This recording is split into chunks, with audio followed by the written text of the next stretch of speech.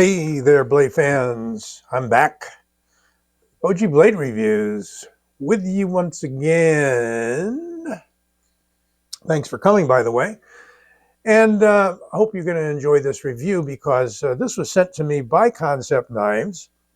Yes, they do provide quite a few knives for review, and I'm very happy for that they trust me to give you a good overview and my honest opinion on these knives. I've said some not so great things and some great things about their knives, and they still keep coming, so they must like what I have to say. Okay, but that's not contingent upon them sending me knives, apparently. That's what I'm trying to say. We do need to discuss that once in a while. Anyway, Superhawk, it's a big knife, almost 3.9 inches. You could say almost 4 inches, however you want to stretch it. S35VN, they've been walking away just a little bit from the 20 CV, but it could be on the larger blades that in order to keep the price down a bit, and this is a bit over 200, about 220-ish, we'll make sure you have the links. And it is in titanium with a brown micarta. Now this comes in, well, let's show you the knife, because I know I'm going to get criticized if I don't show you the knife. I'm going to get criticized anyway. That's within the packet. This is, by the way, a design by Warhawk Knives. Sometimes the ink isn't all there. It's a big knife, as I said. This is your usual arrangement from Kansept. A nice hard cardboard drawer, and the pouch with the flap.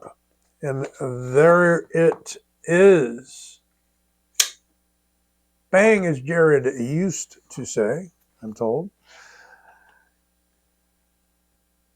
Warhawk Knives design. Let's give you a look-see at some of the other models, because once in a while what Kansept does is give you two different blade profiles with the same name and then a bunch of different handle choices, so you end up with about 6 different, maybe more, different knives. But I'm going to show you their website right now. So here's the Kansept Superhawk page. And you can see that blade right there is a bit different. It's a clip with more of, well, not more of a belly, but a belly without the recurve. Then we've got all titanium, which a lot of you guys may like, with the clip without the recurve. Now we start getting into the recurve, and that's the one I'm showing you today, 224. That's where they start out. By the time it gets to your dealer, that's discounted. The dealer may discount it more. You'll get my 10% off at White Mountain and so forth by using OG-Blade. There it is in black with a black handle. And there is titanium with a black blade in that first design without the recurve. And they just keep on coming. Oh. There we go.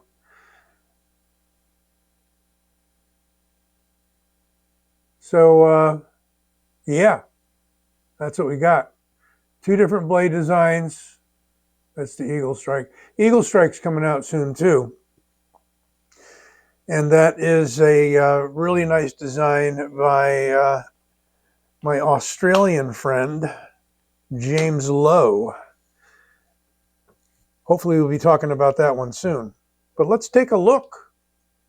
It's drop shut. It's thumb studs only. It's got a nice big old sharpening choil with the plunge grind coming down right in the middle. I don't think you'll have too much difficulty maintaining an edge and sharpening this a number of times. You got that little flare up there, but so we're talking recurve, right? So when we're talking recurve, everybody balks and says they're going to have a hard time sharpening it. Well, you can sharpen it with a regular old flat stone if you get on the edge of the stone and you're careful. You can also sharpen it with any sort of a round sharpening device or anything with a point or an edge, such as the Spyderco triangle sharpener. That would work out well on this. And there are some attachments for some of the clamp-on fixed position sharpeners. So, you know, it should be no problem really whatsoever to sharpen that. And it's not too deep a recurve, but it's enough to give you that added pressure. Part of the purpose of the recurve is to give you the extra cutting power. Now, it's only just under a 4-inch blade, and we'll get to the specs in a moment, but it is still enough length to where when you put something, make contact with it here and pull, you're increasing the pressure to that belly. And so you're getting a shearing kind of, not a shearing effect, you're getting a slicing effect from the pressure of that belly coming up, as well as any pressure you're putting directly down on the edge. We've got yes, micarta on one side, and no, micarta not on the other side. A lot of you will complain about that. It isn't my favorite setup. It is a Framelock folder with a hardened steel insert, something we've gotten to see a lot of over the years. A clip that some of you may not fancy. It's got a pretty good ramp in and out, and I would say a medium amount of flex. It isn't too crazy stiff. 2 screws to mount it on the surface. No provision for lefties, unfortunately, and that's what you usually get when you're dealing with a softer material on one side and a harder material on the other. That being titanium. There's a surface mount for the clip. You can see it come up just a little bit. And our pivots are T8 on both sides. And again, thumb stud only with a fuller. Now, the fuller is shallow and smooth. Let's see. Yeah, I can't really get it to stick to my finger. Those of you with gummier fingers than me, sticky fingers, Rolling Stone, all right, will probably have some success with that. And of course, using the thumb stud, not of course, maybe not of course. I can use the thumb stud on the side it was designed to be used on, so I'm going to leave it at that. And I am a thumb stud sort of a guy. I can open thumb stud knives all day long, except, boy, that thumb's still weak. Yeah, I got a lot of excuses today, but don't you too? Once in a while, at least. Look what they did here. They took care of that, any sharp shoulder on the tang that might have been there when it's closed. And I don't see a stop pin, so are we talking about internal pins here? That's a good question. Let's see if we can shine a light on the situation here. Get my, this is a Rovivon. This is a beautiful flashlight. If you don't know about Rovivon in like the A6 size, it is amazing. I've used this thing in my pocket all day long. Double click and I get to the last used setting. Let's look at that if we can. Usually at a point you can see the pins, and hopefully, come on, focus. Yeah, there's a, oh, that's interesting. Yeah, there's a, no, there isn't a stop pin down there. That was just the light. Okay, I am seeing it, and I don't know if I can show it to you. If I shine a light from this side, you can see the stop pins underneath. Dare I push it on the edge there? There they are moving. That's the best I'm going to be able to show you because they did not leave us a lot of space, which is actually a good thing. It is running on bearings, but those bearings don't stand the blade off that far from the handle slabs. All right, I may be talking a lot of useless stuff to many of you out there, so I will move on. Overall length. of this beast is 9 inches. Exactly 9. The length of the blade to the furthest forward part of the handle is, we're going to call it, I think 3.9 is accurate. They're saying 3.89. Obviously, they're using a more accurate measuring tool than me. This is just my little tape measure. And a cutting edge of 3 3/4. I got my caliper buried under stuff over here. Bear with me. Same thing with the scale. Let's make sure we're zeroed out. Yes, we are. Okay, in inches, handle is 0.56, which is not bad for this beastie size of a knife. Let me see if I've got it at the widest part. 0.56. Blade stock, this is thick stock, 0.15. And 4.1 millimeters. What are we getting? It already begins to taper right there, but right here, 4.1 millimeters. Wow. How about the weight? And starting to do grams. So when we turn it on, we're going to go to grams.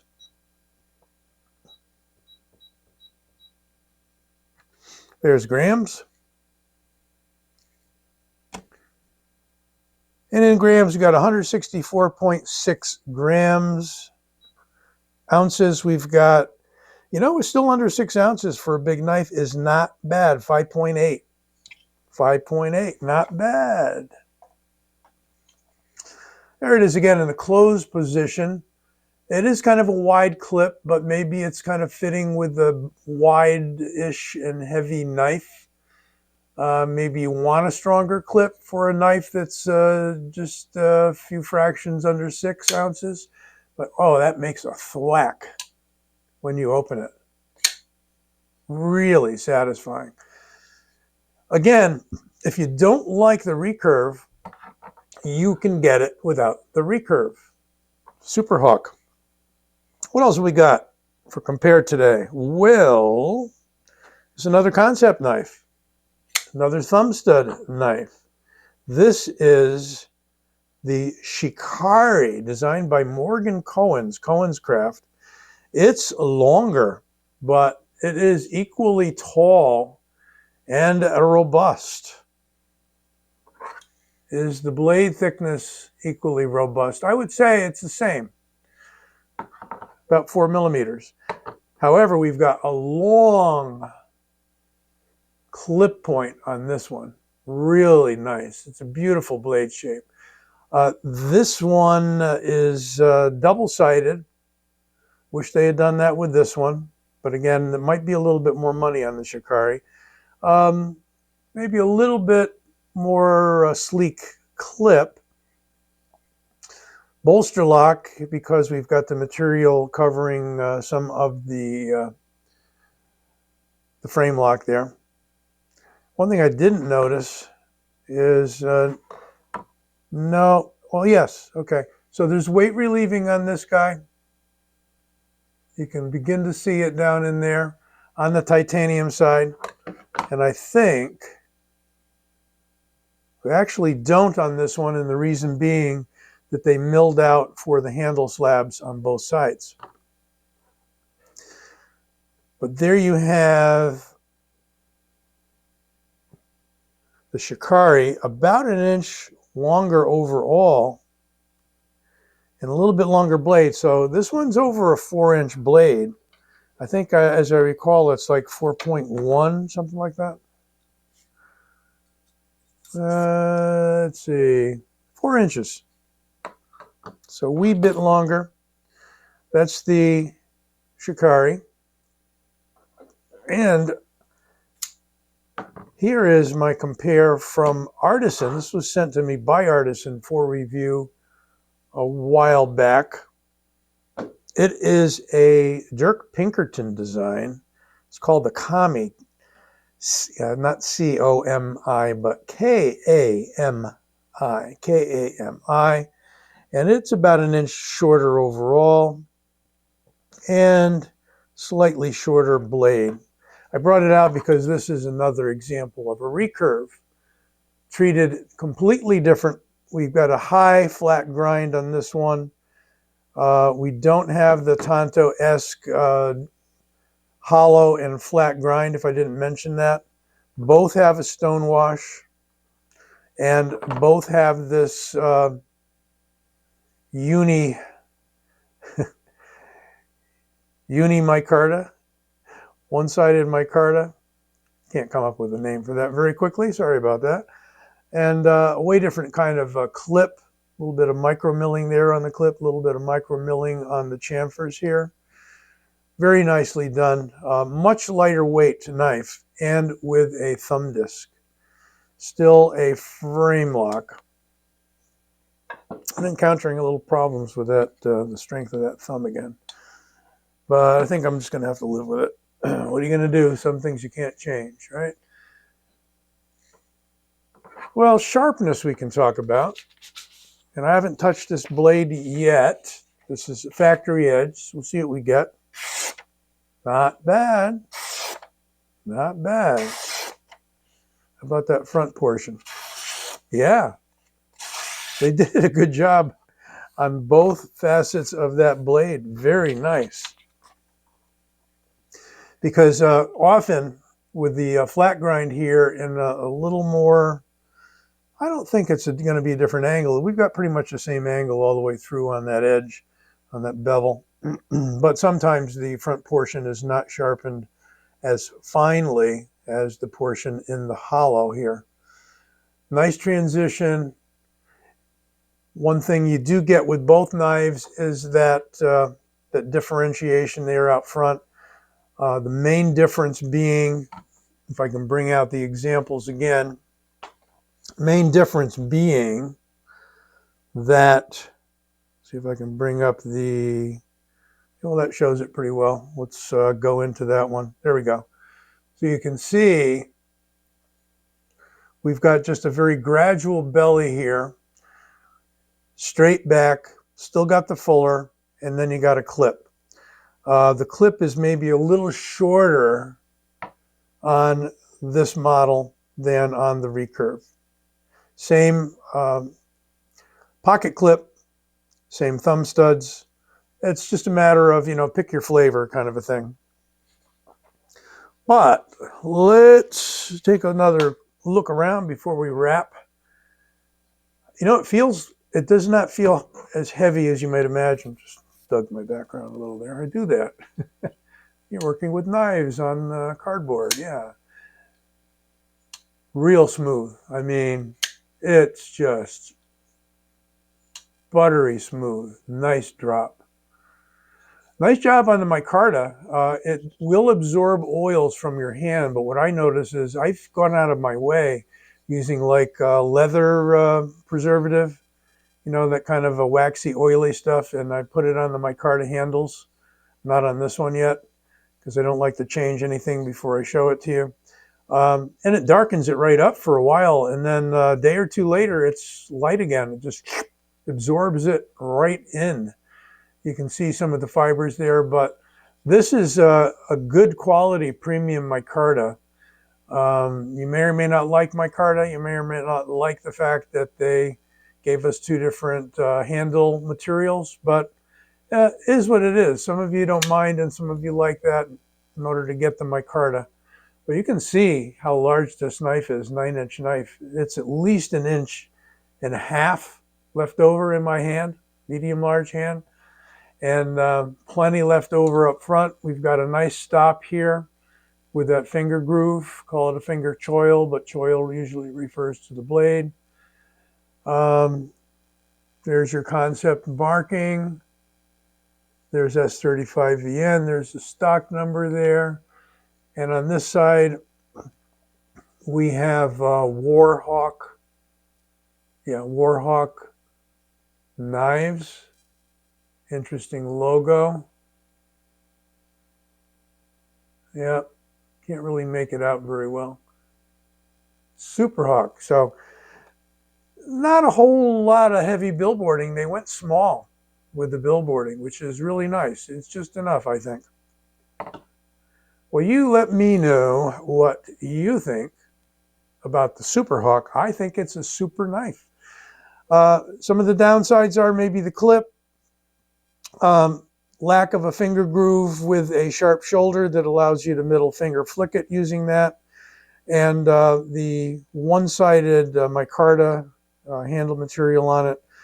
The upside, obviously, a large, powerful blade with a recurve and a solid lockup on the frame lock. So could be a great working knife, could be a great tactical defensive sort of a knife. Got plenty of beef to it.